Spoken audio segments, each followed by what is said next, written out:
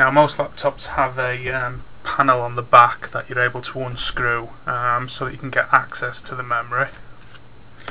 This is this hard drive here, and as memory slots are over here.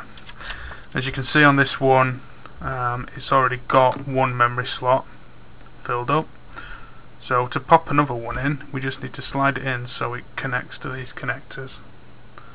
So I'll take the memory, make sure it's the right way around, it can only go one way. Pop the memory in, push it firmly at the top, try not to touch the gold pins on the memory. Pop it in, push, and then drop it down until it clicks. And there you go, it's as easy as that to replace the memory. To take it out, if you're replacing some old memory, just pull the little bits of metal to the side.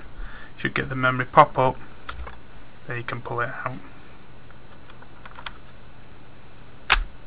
And that's all there is to it.